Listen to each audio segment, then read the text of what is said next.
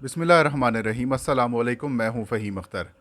नाज़रीन, आज दो अहम ख़बरों के ऊपर आपको मैं अपडेट फ़राहम करूंगा। पहली ख़बर NA 108 फैसलाबाद से इलेक्शन कमीशन ऑफ पाकिस्तान के रिटर्निंग ऑफिसर इरफान कौसर ने चेयरमैन PTI इमरान खान के कागजात नामजदगी मुस्तरद कर दिए हैं। इस फैसले का पोस्टमार्टम करूंगा और ये बताऊंगा कि रिटर्निंग ऑफिसर के ऊपर किसका दबाव था और किसके दबाव के नतीजे में इमरान खान के ये कागजात नामजदगी मुस्तरद किए गए हैं, किसकी ये ख्वाहिश थी। और बाकी जो 8 रिटर्निंग ऑफिसर्स थे उनमें से 7 को भी एक ग्रेड 21 के ऑफिसर की जानिब से कॉल्स आई थी। वो भी मैं आपको बताऊंगा कि वो ग्रेड 21 का ऑफिसर किस इदारे से है। इसके अलावा शहबाज गिल, जो कि पहले अडियाला जेल में मौजूद थे, आज एडिशनल सेशन जज इस्लामाबाद की जानिब से उनका जो 2 रोज़ा जिस्मानी रिमांड है वो दिया है। उन्होंने पुलिस के उन्हें हवाले करने का हुक्म दिया, लेकिन उसके बाद अडियाला जेल में सूरत हाल वफाकी और सूबाई यानी कि पंजाब हुकूमत के दरमियान एक तसादुम की जो कैफियत जो पैदा हुई थी वो ख़त्म हुई और शहबाज गिल को इस्लामाबाद पुलिस के हवाले कर दिया गया। अभी तक की ताज़ा इतलात के मुताबिक शहबाज गिल जो हैं वो पिम्स हस्पताल में हैं, उनका मेडिकल चेकअप किया जा रहा है। मेडिकल बोर्ड भी तश्कील दिया जा चुका है, लेकिन इस मौके के ऊपर तहरीक इंसाफ के जो मरकज़ी कायदीन और तहरीक इंसाफ के जो लीडरशिप है वो सिर्फ ट्विटर के ऊपर महदूद है। ये बड़ा अनफॉर्चुनेट है कि एक बंदा, एक वर्कर, एक रहनुमा इमरान खान और तहरीक इंसाफ के लिए इतनी ज़्यादा तशद्दुद मार बर्दाश्त कर रहा है। PhD डॉक्टर है, उसके साथ जो लीडरशिप का रवैया है ये थोड़ा सा मुझे अजीब व गरीब लगा है और इससे तहरीक इंसाफ के जो कारकुन हैं वो काफ़ी ज़्यादा मायूस भी नज़र आ रहे हैं। आगाज़ करते हैं NA 108 फैसलाबाद के रिटर्निंग ऑफिसर के फ़ैसले की। इरफान कौसर, जो कि इलेक्शन कमीशन ऑफ पाकिस्तान के ऑफिसर हैं, बाकी 9 तमाम 8 यानी कि 9 हल्के हैं, वहाँ पर भी इलेक्शन कमीशन ऑफ पाकिस्तान के ऑफिसर्स ही रिटर्निंग ऑफिसर के तौर पर फ़राइज़ सर अंजाम दे रहे हैं। मैंने कल ट्वीट किया था कि एक इदारे की जानिब से, एक इदारे के ग्रेड 21 के ऑफिसर की जानिब से इन रिटर्निंग ऑफिसरों को फ़ोन किया गया है और ये कहा गया है कि पर्टिकुलरली इमरान खान के नॉमिनेशन पेपर्स की जब स्क्रूटनी की जाए तो उस वक्त आइन के आर्टिकल 223 को लाजमी देखा और जांचा जाए। गो के वो ये आइन का आर्टिकल इसके केस नॉमिनेशंस के ऊपर एप्लीकेबल नहीं होता, लेकिन फिर भी उन्हें ये हिदायत वाज़े तौर पर की गई कि आपने इस बंदे को टारगेट करना है। मकसद ये था कि इमरान खान के नॉमिनेशन पेपर्स रिजेक्ट किए जाएं, इमरान खान के नॉमिनेशन पेपर्स के ऊपर एतराज़ात उठाए जाएं, इमरान खान को तकलीफ़ पहुंचाई जाए और इसका फ़ायदा सिर्फ उनके अपोनेंट्स को हो या फिर PDM सरकार को हो।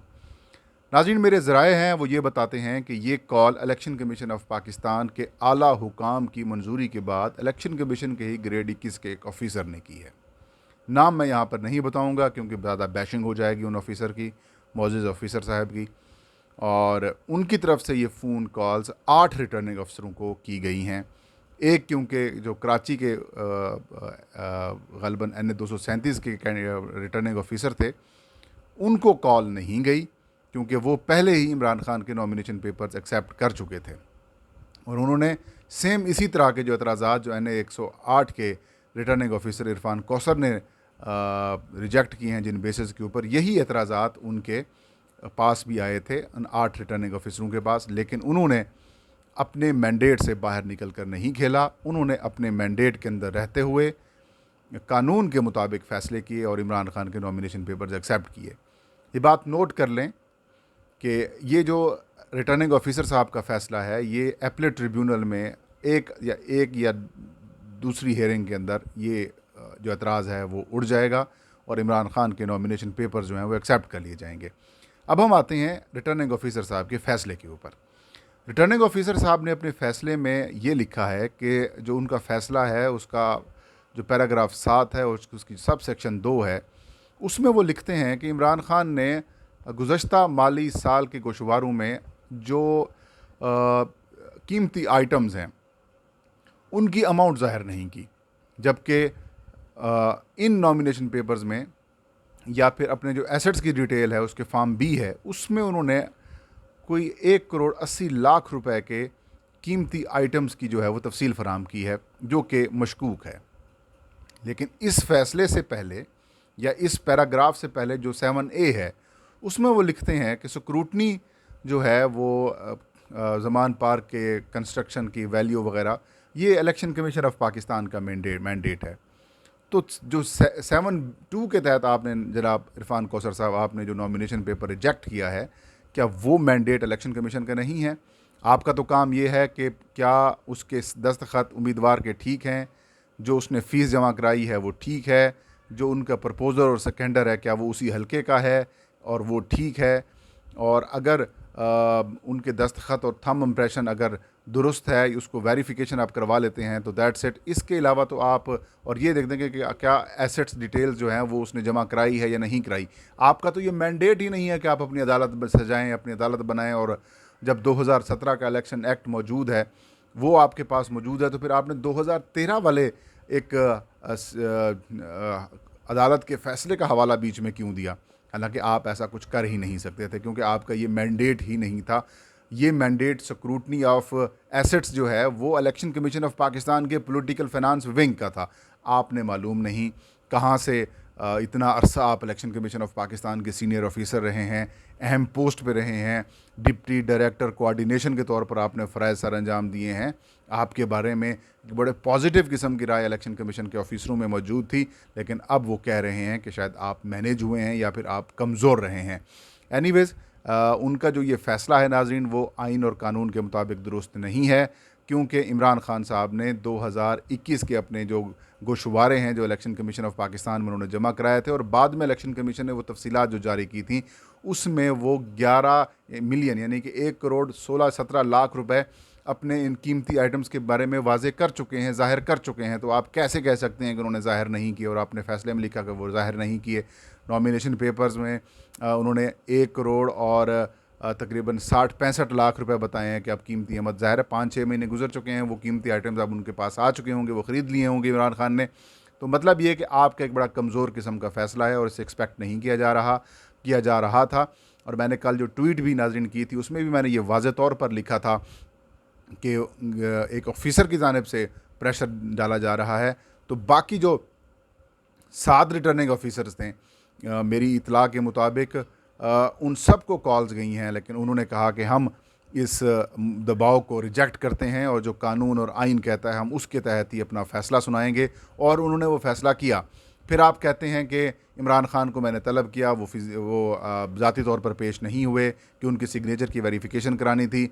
आप साथ फ़ैसले में ये भी मेंशन कर रहे हैं कि उनके जो थंब इम्प्रेशन है वो नादरा से वेरिफिकेशन उसकी हो गई है।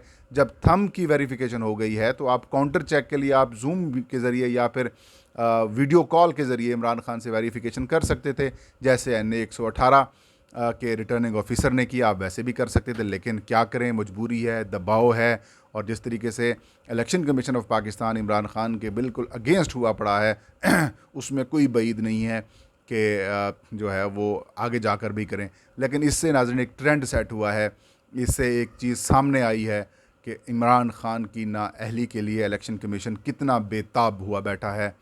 तो things are not good for Imran Khan in election commission. वो तो मैं शुरू से ही कहता आ रहा हूँ कि इलेक्शन कमीशन में इनके मामलात काफ़ी ज़्यादा ख़राब हैं, और ब्लंडर तो बजाय आपका सिकंदर सुल्तान राजा साहब को इतनी बड़ी पोस्ट देकर, तो आप तो भुगतें। एनीवेज़, ये फ़ैसला चैलेंज हो जाएगा, और इंतहाई कमज़ोर नाकिस फ़ैसला है रिटर्निंग ऑफिसर साहब का, और ये 1 या 2 पेशियों के ऊपर अपने ट्रिब्यूनल इनके जो एतराज़ात हैं उनको हटा देगा और इनके एतराज़ात हैं वो ख़त्म कर देगा। आगे चलते हैं। शहबाज गिल वो इस वक्त इस्लामाबाद के पिम्स हस्पताल में मौजूद हैं। Pakistan institute of medical sciences, ये इस्लामाबाद का सबसे बड़ा अस्पताल है। 5 रुकनी मेडिकल बोर्ड जिसमें प्रोफेसर शामिल हैं वो मौजूद हैं। वो शहबाज गिल की सेहत का जायज़ा लेंगे। आज रात को उनको शिफ्ट किया गया यहाँ पर, लेकिन अफसोसनाक सूरत हाल ये है कि तहरीक इंसाफ की जो मरकज़ी लीडरशिप है और जो सीनियर रहनुमा है मासवा एजाज़ चौधरी की, उनको मैं देख रहा था कि वो पिम्स पहुँचे हैं। तो उनके अलावा शहबाज गिल से इजहार यकजहती के लिए कोई नहीं आ रहा। ये एक बड़ा अफसोसनाक अमर है। और जिस तरीके से एक रिमांड, एक फ़ैसला जो कि हुआ ख़त्म करने का, जिस्मानी रिमांड देने का फ़ैसला ख़त्म किया गया एडिशनल सेशन जज की तरफ से, ये भी एक पाकिस्तान की जो अदालती तारीख़ है उसमें एक नज़ीर के तौर पर रखा जाएगा। और PTI समेत बाकी जो इंसानी हकूक़ से मुतालिक मामला देखते हैं उनको ख़दशा है कि क्योंकि राना सनाउल्लाह साहब जो कि इस्लामाबाद की मॉडल पुलिस को एक अजीबोगरीब पुलिस का दर्जा दे चुके हैं। उससे एक नहीं कि जब शहबाज गिल को जिस्मानी रिमांड के ऊपर रखा जाएगा तो इनके ऊपर तशद्दुद किया जा सकता है, उनकी जान को भी शदीद ख़तरात हैं।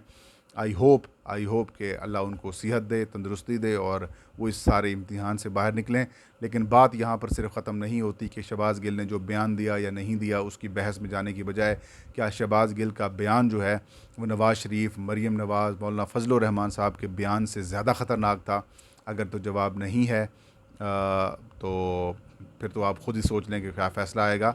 लेकिन एक अजीबोगरीब साजिश की जा रही है जिसका बरमला इजहार इमरान खान साहब कर चुके हैं कि तहरीक इंसाफ पाकिस्तान की एक बड़ी सियासी जमात है, चारों सूबों में PTI की नुमाइंदगी मौजूद है, उसको पाकिस्तान के एक सबसे बड़े और अहम इदारे पाक फ़ौज से लड़ाने की साजिश की जा रही है। आई होप कि पाकिस्तान फ़ौज की जो लीडरशिप है वो भी इस चीज़ को देखेगी और अदालतें भी इस चीज़ को देखेंगी कि किस तरीके से पाकिस्तान में अनारकी फैलाने की कोशिश की जा रही है। ये थी आज की वीडियो। इंशाल्लाह नेक्स्ट वीडियो में नई खबर नए इशू के साथ फ़हीम अख्तर हाज़िर होगा। मुझे इजाज़त दीजिए। अल्लाह हम सब का हामी नासिर हो।